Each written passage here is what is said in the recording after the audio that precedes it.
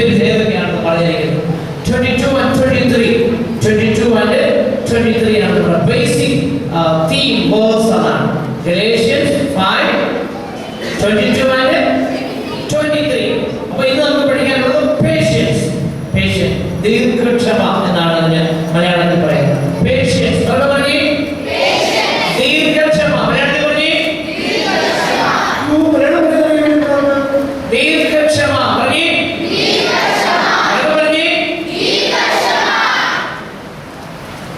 ക്ഷമയുണ്ടോ? ഉണ്ടോ? കൂട്ടുകാരൻ ചിലപ്പോൾ വഴക്കുണ്ടാക്കിയാൽ നമ്മൾ എന്ത് ചെയ്യും? ഒരടി തന്നാൽ രണ്ടടി കൊടുക്കും.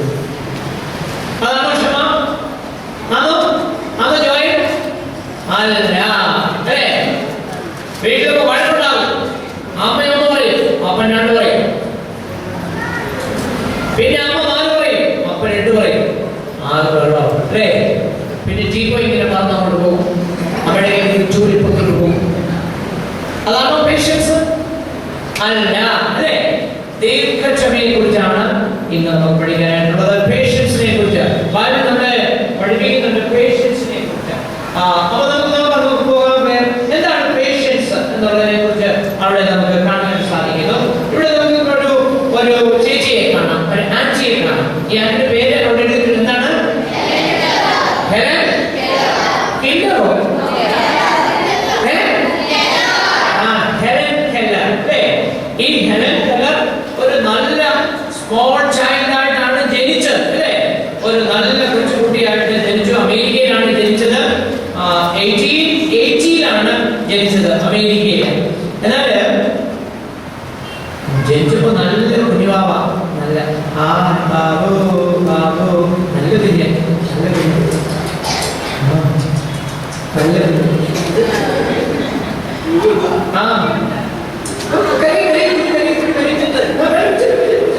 നല്ല നല്ല സ്മോൾ ചൈൽഡ്. ഹായ്, എന്ത് രസമായിരിക്കുന്നു. പക്ഷേ 19 മാസം കഴിഞ്ഞപ്പോൾ, 19 months കഴിഞ്ഞപ്പോൾ ഒരു രോഗം ബാധിച്ചു. മെനിഞ്ചൈറ്റിസ്. ഇങ്ങനെ നമ്മുടെ രോഗത്തെ കുറിച്ച് കേട്ടായിരുന്നല്ലോ. റോക്ക് ഫെല്ലറിനെ പറ്റി ഒരു രോഗം. അതെന്തായിരുന്നു? എല്ലാ ഗ്രൂപ്പുകാരും പറഞ്ഞിട്ടുണ്ട്, ഒരു ഗ്രൂപ്പിന് മാറില്ല. അതുകൊണ്ട് ഇന്നത്തെ നമ്മുടെ ഈ ഹെലൻ കെല്ലറിന് മെനിഞ്ചൈറ്റിസ് എന്ന് പറയുന്ന ഒരു രോഗം വന്നു. എന്താണ് രോഗം? മെനിഞ്ചൈറ്റിസ് വന്നു.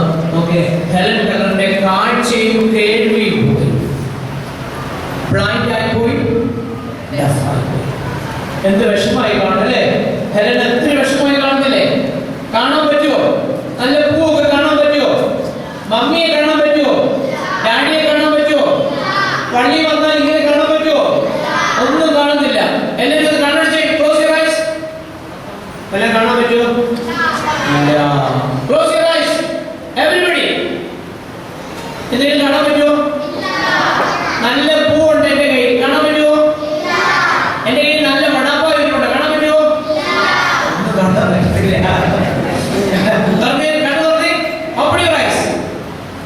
അതുപോലെ എന്ത് വിഷമായി കാണും ഹെലൻ കെല്ലർ അല്ലേ?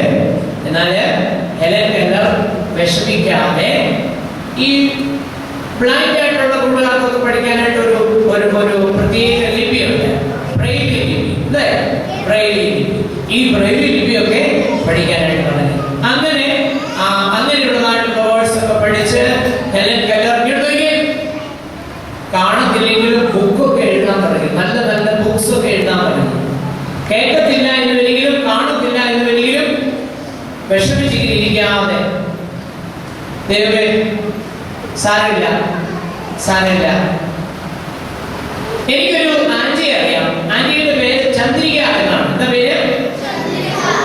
ചന്ദ്രിക സോപ്പ്. ആന്റിയുടെ പേര് ചന്ദ്രിക എന്നാണ്. ഈ ചന്ദ്രിക ആന്റി ഒരു ദിവസം ബസ്സിൽ കേരളത്തിൽ സൂപ്പർ ഫാസ്റ്റിൽ ഇങ്ങനെ യാത്ര ചെയ്യുകയാണ്. ഏത് വണ്ടിയാണ്? ആ വണ്ടി നേരെ വെച്ച് തിരിച്ചു വെച്ചേട്ടാ. വണ്ടി പുറകോട്ട് വീഴാൻ താമസം. ഈ സൂപ്പർ ഫാസ്റ്റിൽ യാത്ര ചെയ്യുന്ന ആന്റിയുടെ പേരെന്നാ? ആന്റിയുടെ വീട് ട്രിവാൻഡ്രത്താണ്. എവിടാ? തിരുവനന്തപുരം. എവിടെയാണ്? പക്ഷേ ഈ ആന്റിയോട് ഒരു ദിവസം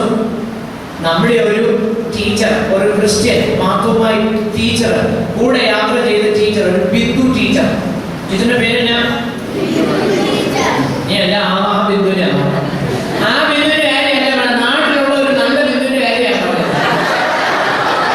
ഈ ബിന്ദു ടീച്ചർ പറഞ്ഞു, ഈ ബിന്ദു ടീച്ചർ അടുത്തിരുന്ന് യാത്ര ചെയ്യുന്ന ചന്ദ്രിക ആന്റിയോട് പറഞ്ഞു, Chandrika aunty, do you know Jesus Christ? യേശുക്രിസ്തുവിനെ അറിയാമോ? അതെന്റെ സേവിയർ ആണ്, എന്റെ നല്ല രക്ഷകനാണ്, എന്റെ നല്ല ഫ്രണ്ട് ആണ് എന്നൊക്കെ പറഞ്ഞപ്പോ ഈ ചന്ദ്രിക ആന്റിക്ക് വലിയ താല്പര്യം യേശുവിനെ സ്വീകരിക്കാൻ. അങ്ങനെ ജീസസിനെ ചന്ദ്രിക ആന്റി സേവിയറായിട്ട് സ്വീകരിച്ചു. ഇപ്പൊ ചന്ദ്രിക ആന്റി എല്ലാ മാസവും ബിന്ദു ടീച്ചറുടെ വീട്ടിൽ പ്രാർത്ഥനയ്ക്കൊക്കെ വരും. ചന്ദ്രിക ആന്റിക്ക് വലിയ സന്തോഷം. എന്നെ കാണുമ്പോൾ ചന്ദ്രിക ആന്റി എന്റെ ശബ്ദം കേൾക്കുന്നവനെ അറിയാം, ജോസാറല്ലേ. എനിക്കിപ്പോ ജോസാറിന്റെ അത് കാണത്തൊന്നുമില്ല, എന്നാലും എനിക്ക് വലിയ സന്തോഷമാണ്. എനിക്ക് യേശുവിനെ ഒരു ദിവസം കാണണം, ജീസസിനെ എനിക്ക് ഒരു ദിവസം കാണണം. എന്റെ കണ്ണിൽ കാഴ്ച ഒന്നുമില്ല. ഈ ബിന്ദു ടീച്ചർ എന്നോട് ജീസസിനെ കുറിച്ച് പറഞ്ഞത് എനിക്ക് അതുകൊണ്ട് എന്റെ കണ്ണ് തുറക്കാൻ കഴിയുമ്പോൾ ഞാൻ ആദ്യമായിട്ട് കാണുന്ന ആരെയാണെന്ന് അറിയാമോ? സച്ചിനെ അല്ല, ജീസസിനെയാണ്. മോഹൻലാലിനെ അല്ല, ജീസസിനെയാണ്. അല്ലേ? ഞാൻ ജീസസിനെയാണ് കാണുന്നത്. വലിയ സന്തോഷം. ചന്ദ്രയ്ക്ക് പ്രയാസമുണ്ടോ? വിഷമമുണ്ടോ? ഒന്നുമില്ല. ചന്ദ്രയ്ക്ക് വലിയ സന്തോഷം. അതുപോലെ ഹെലൻ കെല്ലറിന് ഒരു വിഷമവും ഇല്ല. ഹെലൻ കെല്ലറിന് ഒരു വിഷമവും ഇല്ല. ഹെലൻ കെല്ലർ ഇങ്ങനെ ബ്ലൈൻഡ് ആയിട്ടുള്ള ആളുകൾക്ക് വേണ്ടി ഒത്തിരി ഒത്തിരി നല്ല നല്ല സംഘടനകളൊക്കെ ആരംഭിച്ചു, നല്ല നല്ല ശുശ്രൂഷകളൊക്കെ ചെയ്യും. അവരെയൊക്കെ ഹെൽപ്പ് ചെയ്യുന്ന പ്രോഗ്രാംസ് ഒക്കെ ഹെലൻ കെല്ലർ ആരംഭിച്ചു. അങ്ങനെ ഹെലൻ കെല്ലർ ഒരു പ്രോഗ്രാം തുടങ്ങി. Helen Keller national centre for deaf and blind youth and adults in ന്യൂയോർക്കില് ഒരു organisation, Helen Keller national centre for deaf blind youth and adults. Repeat after me. Helen Keller. കേട്ടില്ല? Helen Keller national centre for deaf blind youth and adults. Helen Keller ആരംഭിച്ച ഒരു ഓർഗനൈസേഷനാണ്. ഈ def and blind ആയിട്ടുള്ള ആളുകൾക്ക് വേണ്ടിയുള്ള ഒത്തിരി help ചെയ്യുന്ന ഒരു ഓർഗനൈസേഷൻ അവർ ആരംഭിച്ചു. എത്ര വർഷം അവർ നല്ല സുന്ദരിയായിട്ട് അവിടെ ജീവിച്ചു. കണ്ണില്ലേ, ചെവി കേൾക്കത്തില്ലേ എന്ന് പറഞ്ഞ് ഇങ്ങനെ കരഞ്ഞുകൊണ്ടൊന്നും ഇരുന്നില്ല. ഹെലൻ കെല്ലർ പറയുകയാണ്, ഹെലൻ കെല്ലറിന്റെ ഒരു saying ഇതാണ്, I thank God for my handicaps. പറഞ്ഞേ, ആര് പറഞ്ഞതാ? ഹെലൻ കെല്ലർ പറയാം, I thank God for my handicap, for through them I have found myself, my work and my God. എനിക്ക് എന്റെ ദൈവത്തെ അറിയാൻ സാധിച്ചു. എനിക്ക് എന്റെ ജോലി എന്താണെന്ന് മനസ്സിലാക്കാൻ സാധിച്ചു. എനിക്ക് എന്നെ തന്നെ കാണാനായിട്ട് സാധിച്ചു. ഹെലൻ കെല്ലർ പറയുകയാണ്. ഹെലൻ കെല്ലർ എപ്പോഴും ഹാപ്പിയായി. Thank God for my happiness, for my handicap. എന്റെ ഹാൻഡിക്യാപ്സ്, അതിനുവേണ്ടി ഞാൻ താങ്ക്സ് പറയും. അതുകൊണ്ട്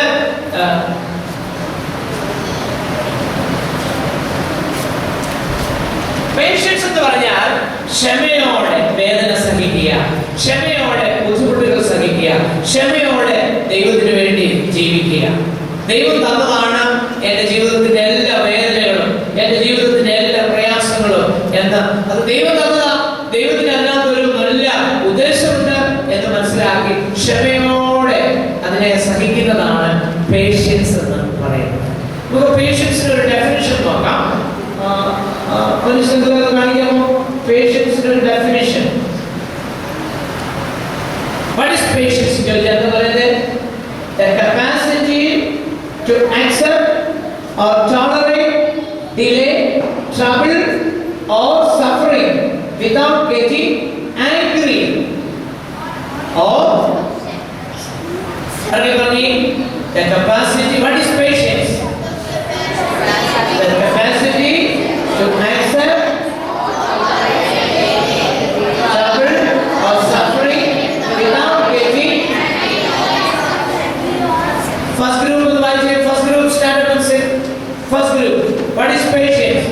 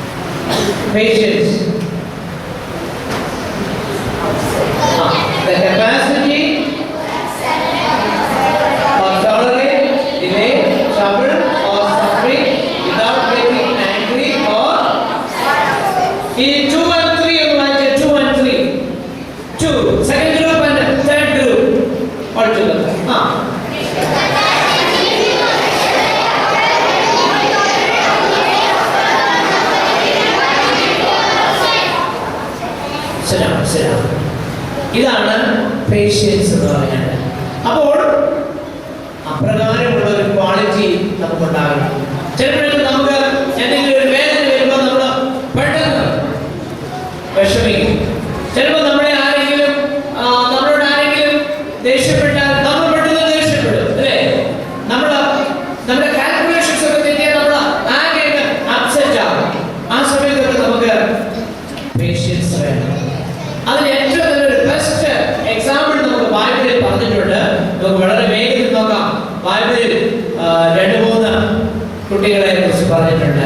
ദാനിയേലിന്റെ പുസ്തകത്തിലാണ് അത് പറയുന്നത്. നമുക്ക് നോക്കാം. ദാനിയേലിന്റെ പുസ്തകത്തിൽ best example Daniel chapter 3 verse 16 from 16 to 18.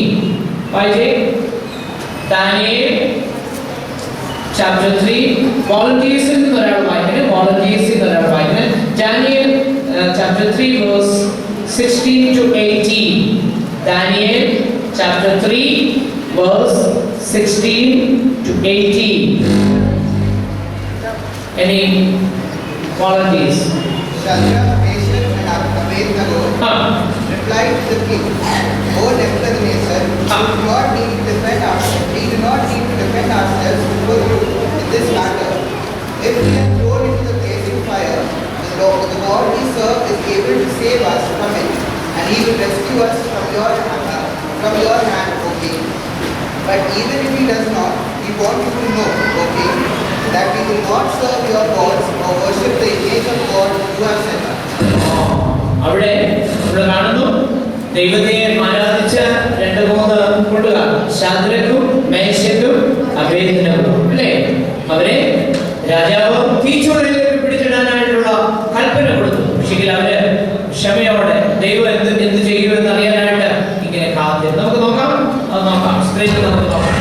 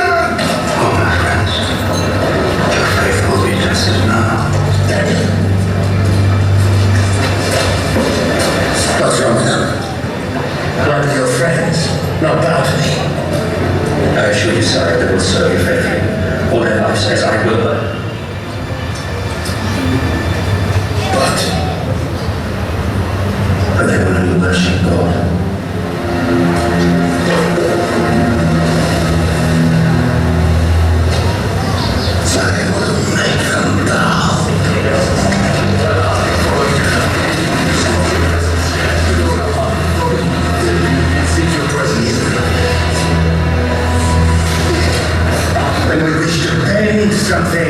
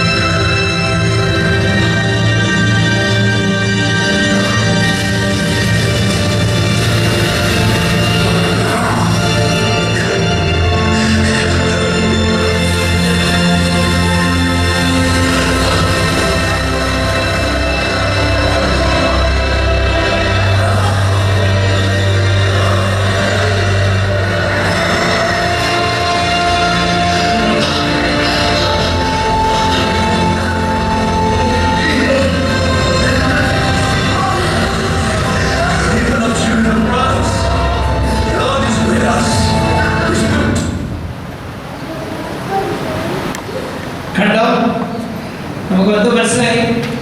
ശദ്രക്കിനെയും മേശക്കിനെയും അബേദ്നെഗോവിനെയും ബെൽഷസ്സർ രാജാവ് പിടിച്ച് എങ്ങോട്ടിട്ടു? ഫയറിനകത്ത്, അല്ലേ? പക്ഷേ അവിടെ ആര് വന്ന് രക്ഷിച്ചു?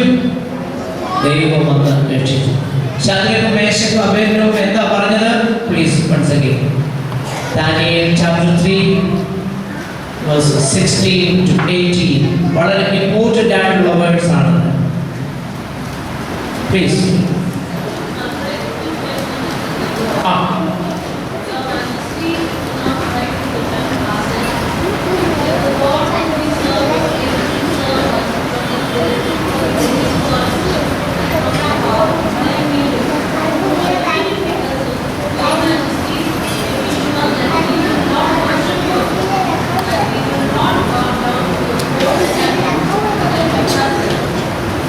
Yes.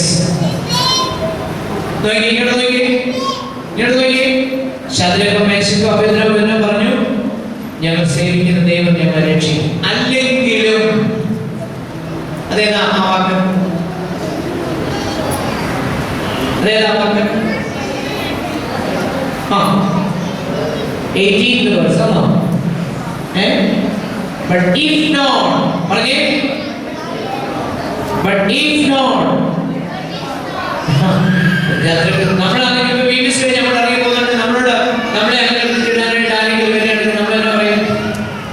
ഞാനൊന്ന് ഫോൺ ചെയ്തപ്പോൾ വീട്ടിൽ പെട്ടെന്ന് ആ മമ്മി വരാനായിട്ട് പെട്ടെന്ന് വീട്ടിൽ പോകാനായിട്ടുള്ള അറേഞ്ച്മെന്റ് നമ്മൾ ചെയ്യും. എന്താണ് പേഷ്യൻസ്? നമുക്ക് വീട്ടിൽ നോക്കാം. ഇവിടെ നമ്മൾ കാണുന്നു power to endure without getting angry.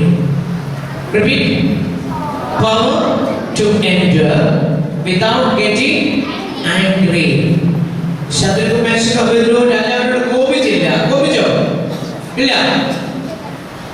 കോപിക്കാതെ അവര് പറഞ്ഞത് power to accept injuries and pain as a plan of God.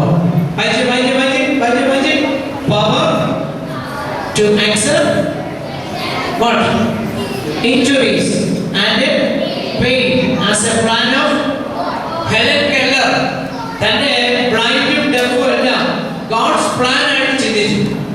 ഇവിടെ ഇരിക്കുന്ന സീരിയസ് കൂട്ടുകാരൊക്കെ ചിന്തിക്കണം, ദൈവം നമ്മുടെ ജീവിതത്തിൽ അറിയാതെ ഒന്നും സംഭവിക്കുന്നില്ല. അപ്പൊ നമുക്കൊരു പെയിൻ ഉണ്ടായാൽ, ഒരു ഇഞ്ചുറി ഉണ്ടായാൽ, നമ്മുടെ കാൽക്കുലേഷൻസ് ഒക്കെ തെറ്റിയാൽ, നമ്മൾ പ്രാർത്ഥിച്ച സബ്ജക്ട് കിട്ടിയില്ലെങ്കിൽ വിഷമിക്കേണ്ട ആവശ്യമുണ്ടോ? അതിനകത്തോട് എന്തോ കണ്ടുപിടിക്കണം? ഗോഡ്സ് പ്ലാൻ കണ്ടുപിടിക്കണം. ഗോഡ്സ് പ്ലാൻ എങ്ങനെയുള്ളതാ? ഗോഡ്സ് പ്ലാൻ നമ്മുടെ ഓരോരുത്തരെ കുറിച്ചും ദൈവത്തിന്റെ പ്ലാൻ ഉണ്ടോ? ആ പ്ലാൻ എങ്ങനെയുള്ളതാ? നല്ല പ്ലാൻ. ദൈവത്തിന് നമ്മുടെ ഓരോരുത്തരെ കുറിച്ചും നമ്മൾ നശിച്ചു പോകണമെന്ന് ദൈവത്തിന് ഇഷ്ടമുണ്ടോ? ഉണ്ടോ? ഇല്ല. അപ്പൊ ദൈവം എല്ലാവരെയും കുറിച്ച് നല്ലതാണോ ചിന്തിക്കുന്നത്, അതോ ചീത്തയാണോ ചിന്തിക്കുന്നത്? നല്ലത്. ഗോഡ്സ് പ്ലാൻ എന്തോ നമ്മുടെ ഓരോരുത്തരെ കുറിച്ചുള്ളത്? റോമൻസ് 12:1 and 2 ഗോഡ്സ് പ്ലാൻ അവിടെ കാണാം ഓരോരുത്തരെ കുറിച്ചും. ഇവിടെ ഇരിക്കുന്ന എല്ലാ സ്റ്റുഡൻസിനെ കുറിച്ചും, ടീച്ചേഴ്സിനെ കുറിച്ചും, വോളണ്ടിയേഴ്സിനെ കുറിച്ചും ഒക്കെ ഉള്ള ഗോഡ്സ് പ്ലാൻ എന്തുവാ? Romans 12:1 and 2. ടീച്ചേഴ്സ് എന്നോട് വായിച്ചേ. So then, my brothers, because of God's great mercy to us, I appeal to you. Offer yourself as a living sacrifice to God. Dedicate to His service and pleasing to Him. This is the true worship that you should offer. Do not conform yourself to the standard of this world. Next verse. Right. But let God transform you inwardly by a complete change of your mind. Then you will be able to know that will of God, what is good and is pleasing to Him and is perfect. നന്മ നിറഞ്ഞത്, പ്രസാദമുള്ളത് ഒക്കെയുള്ളതാണുള്ള ദൈവത്തിന്റെ ഇഷ്ടം. നമ്മുടെ ഓരോരുത്തരെ കുറിച്ചുള്ള ദൈവത്തിന്റെ ഇഷ്ടം. അപ്പൊ അത് അറിയുവാനായിട്ട് നമുക്ക് സാധിക്കും. ഹെലൻ കെല്ലർ ഗോഡ്സ് പ്ലാൻ മനസ്സിലാക്കി അവളുടെ ജീവിതം നന്നായിട്ട് ഉപയോഗിച്ചു. അതുകൊണ്ട് ധാരാളം ഡെഫ് ആൻഡ് ബ്ലൈൻഡ് ആളുകൾക്കൊക്കെ അവളുടെ ജീവിതം വളരെ യൂസ്ഫുൾ ആയിട്ട് മാറി കേട്ടോ. അപ്പോൾ നമ്മുടെ ജീവിതത്തിൽ പേഷ്യൻസ് ഉണ്ടാകുന്നത് എപ്പോഴൊക്കെ ആയിരിക്കണം? ഇഞ്ചുറീസും പെയിനും ഒക്കെ നമ്മുടെ ജീവിതത്തിൽ വരുമ്പോൾ അത് ഗോഡ്സ് പ്ലാൻ ആക്കി മാറ്റുവാനായിട്ട് നമുക്ക് സാധിക്കണം. Power to endure without getting angry, then power to accept injuries and pain as a plan of God. Then God's promises were bigger than King's funds. Oh, ആ king പറഞ്ഞു, ഞാൻ നാട്ടിയ ഈ ബിംബം ഹിന്ദി में क्या है ബിംബം? ഐഡൽ. അതിനെ വർഷിപ്പ് ചെയ്തില്ലെങ്കിൽ അവരെ എല്ലാം ഞാൻ എവിടെ ഇടും? ഫയറില്ല. പക്ഷെങ്കിൽ അവര് ദൈവത്തിന്റെ വാഗ്ദത്തം, ദൈവത്തിന്റെ പ്രോമിസ്, ഞാൻ എല്ലാ നാളും കൂടെ ഉണ്ട്. ദൈവത്തിന്റെ പ്രോമിസ്, ഫിയർ നോട്ട്, ഭയപ്പെടേണ്ട, ദൈവത്തിന്റെ പ്രോമിസ് നേരത്തെ ഉണ്ട്, അത് ഞങ്ങൾക്ക് മതി. ദൈവത്തിന്റെ പ്രോമിസ് ആണ് ഏറ്റവും വലുത്. ഫിയർ നോട്ട് 365 ടൈംസ് ബൈബിളിൽ പറഞ്ഞിട്ടുണ്ട്. Fear not. ആരാ ഫിയർ നോട്ട് എന്ന് പറഞ്ഞത്? ഉമ്മൻചാണ്ടിയാണോ? അച്യുതാനന്ദനാണോ? ഫിയർ നോട്ട് എന്ന് പറഞ്ഞ ആരാണ്? ദൈവം പറഞ്ഞിരിക്കുന്നത് അല്ലേ? അപ്പൊ ഫിയർ നോട്ട് അല്ലേ? ദൈവത്തിന്റെ വാഗ്ദത്തങ്ങൾ, പ്രോമിസസ്, അതൊക്കെയാണ് ഏറ്റവും പ്രധാനപ്പെട്ടത് മനസ്സിലാക്കുവാനായിട്ട് അവർക്ക് സാധിച്ചു. We be patient for God's judgment. Human desire to see revenge, quick to judge. God will bring justice in His own time. God will separate the good and the bad. ദൈവത്തിന്റെ നീതിക്ക് വേണ്ടി കാത്തിരിക്കുവാനായിട്ട് നമുക്ക് ഓരോരുത്തർക്കും സാധിക്കണം. പെട്ടെന്നുള്ളതാണ് നമ്മുടെ കോപം, നമ്മുടെ ദേഷ്യം, അതിനെയൊക്കെ നമുക്ക് ഉപേക്ഷിക്കുവാനായിട്ട് സാധിക്കണം. ക്ഷമയോടെ ദൈവത്തിന്റെ നീതി എന്താണെന്ന് കാത്തിരിക്കുവാനായിട്ട് നമുക്ക് സാധിക്കണം. We must be quick to forgive others. വായിക്കുന്നില്ല, എല്ലാവരും വായിക്കുന്നൊന്നുമില്ല, നമുക്ക് നോക്കത്തില്ല, അതുകൊണ്ട് വായിക്കാത്തത്. എല്ലാവരും വായിച്ചേ. We must be forgive others. Then God is gracious and full of compassion. ദൈവം എത്രമാത്രം ക്ഷമയുള്ളവനാ, ദയയുള്ളവനാ, നമ്മളോട് കമ്പാഷൻ ഉള്ളവനാ. ദൈവം നമ്മളോട് അങ്ങനെ കാണിച്ചില്ലായിരുന്നെങ്കിൽ നമ്മൾ ആരും ഇവിടെ കാണത്തില്ലായിരുന്നു. കാരണം എത്ര പ്രാവശ്യം ദൈവം നമ്മളോട് ക്ഷമിച്ചു. അതുകൊണ്ട് വായിച്ചേ. God is gracious and full of compassion. അടുത്തത്, graciousness to our enemies, forgive others to acquire patience. ഒരു നല്ല ഫ്രൂട്ടാണ് ക്ഷമ. എത്ര കൂട്ടുകാരോട് നമ്മളിപ്പോൾ മിണ്ടാതിരിക്കുന്നുണ്ട്? വീഡിയോസിന് വരുമ്പോഴും ഒക്കെ പലപ്പോഴും പേരൻസിനോടൊക്കെ നമ്മൾ മിണ്ടാതിരിക്കുന്നുണ്ട്. പേരൻസിനോട് ഇത് ഭക്ഷണം കഴിച്ചു വെക്കുന്നുള്ളൂ, ബ്രേക്ക്ഫാസ്റ്റ് കഴിച്ചു വെക്കുന്നുള്ളൂ എന്ന് പറഞ്ഞാൽ പിന്നെ ഒരാഴ്ച മിണ്ടതില്ല, പിന്നെ ഒരാഴ്ച ഒന്നും കഴിക്കുന്നില്ല. പള്ളിയിൽ ആരെങ്കിലും വഴക്ക് പറഞ്ഞു, ദേഷ്യപ്പെട്ടു. സൺഡേ സ്കൂളിൽ ആരെങ്കിലും ദേഷ്യപ്പെട്ടു, സൺഡേ സ്കൂൾ ടീച്ചർ നമ്മളെ വഴക്ക് പറഞ്ഞു, പിന്നെ ഒരാഴ്ച അടുത്ത ആഴ്ച സൺഡേ സ്കൂളിൽ വരത്തില്ല. നമ്മുടെ റിവെഞ്ച് കൊയർ മാസ്റ്റർ പിണങ്ങി നമ്മളോട് വഴക്ക് പറഞ്ഞു, പിന്നെ കൊയർ പാടാൻ പോകത്തില്ല. അമ്മ വഴക്ക് പറഞ്ഞു, പിന്നെ ഒരാഴ്ച ഒന്നും കഴിക്കത്തില്ല. ഇതൊക്കെയാണ് നല്ല സ്വഭാവം അല്ല. എന്നാൽ നമുക്ക് ദൈവം കാണിച്ചതാത്ത നല്ല മാതൃക ക്ഷമ. Wait upon God's promises, they are true.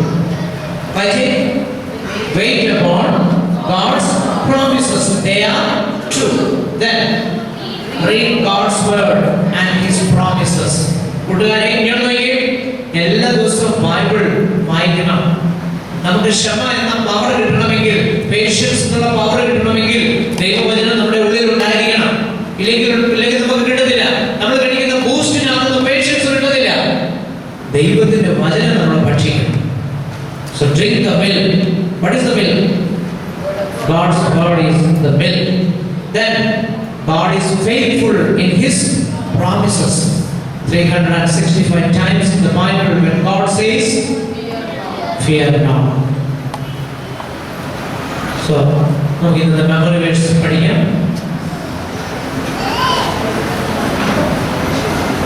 Today's memory verse.